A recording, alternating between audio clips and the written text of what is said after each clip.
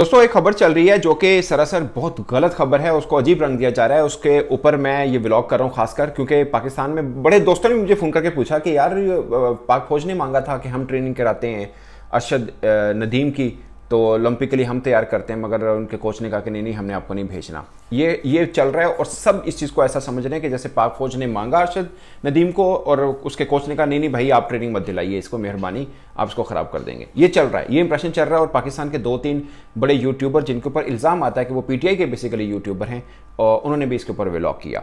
माजरत के साथ वो पॉलिटिकल व्लॉग करते हैं, उसके ऊपर आई डोंट नो कि सच बोलते हैं या झूठ बोलते हैं, मगर स्पोर्ट्स के ऊपर जो व्लॉग करते हैं अक्सर गलती कर जाते हैं क्योंकि उनको चीज़ों का पता नहीं होता।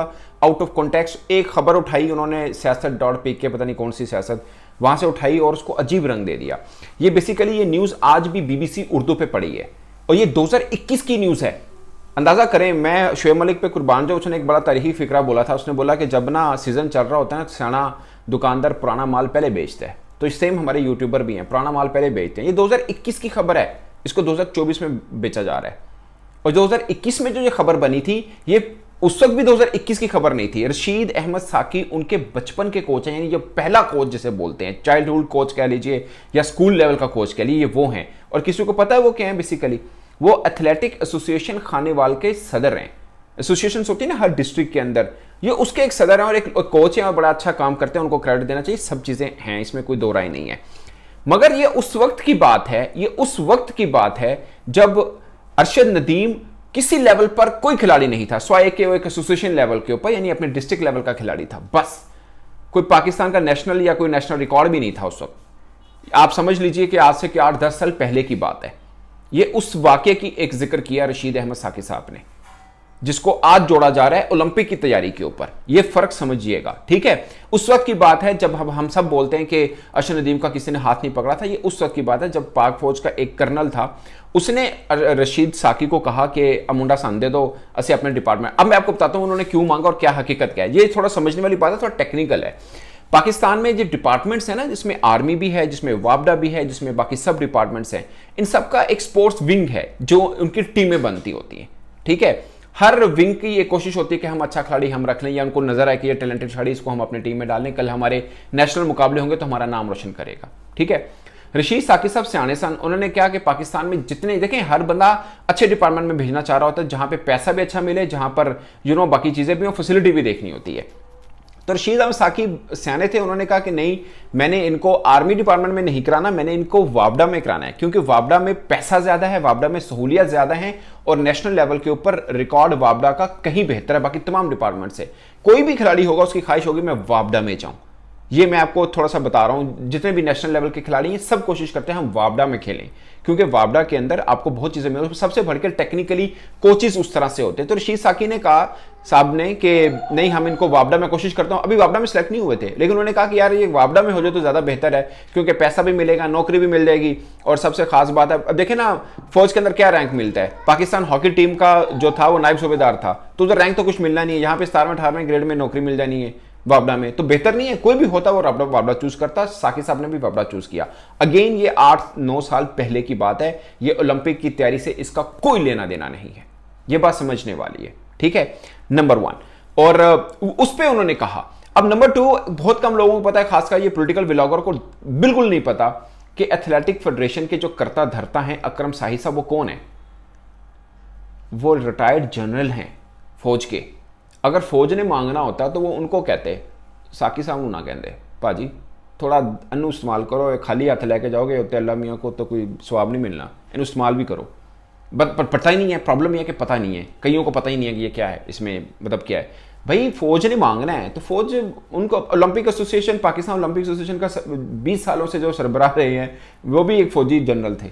फौज ने मांगना, उनसे मांगते, उनको कहते। फौज ने, पहली बात है कि फौज ये नहीं कहती कि भेजो सी ट्रेनिंग करा देने, पहली बात तो ये कि ऐसा नहीं होता।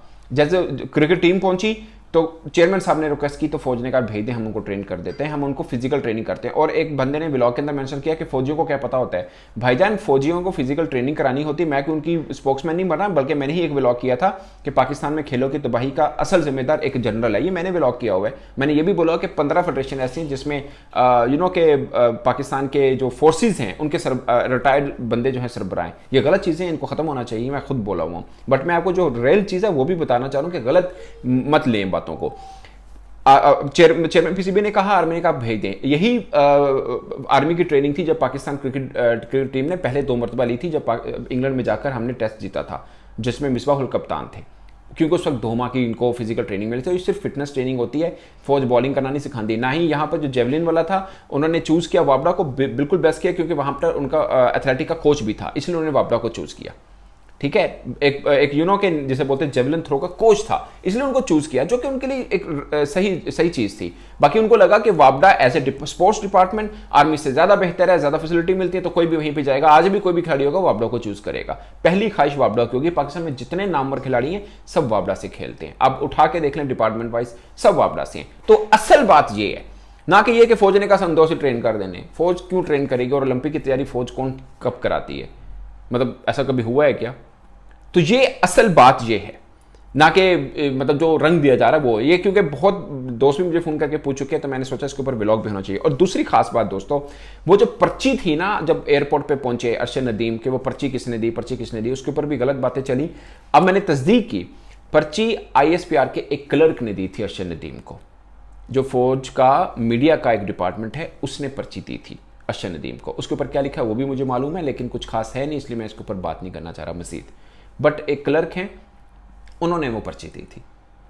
जमशेद नाम है उन क्लर्क साहब का जिन्होंने पर्ची, सबसे पहले उन्होंने वो मिले थे और उन्होंने पर्ची दी थी। बट इसमें कोई कंट्रोवर्शियल चीज़ नहीं है, इसके ऊपर मैं ज़्यादा इसलिए आना नहीं चाह रहा। बट ये वाला था। मैं ये चीज़ इसलिए बोल रहा हूँ कि पर्ची बहुत डिस्कस हो रही है। ये फौज ने कहा तो उसका कोच सियाना निकला, उन्होंने इनकार करता नहीं, भाई तुझे ट्रेनिंग ना कराओ, अगर ट्रेनिंग कराते तो ओलंपिक में मेडल ना आता। ये रंग मत दीजिए, ऐसा कुछ नहीं है, इस खबर में बिल्कुल ऐसी तस्दीक नहीं है।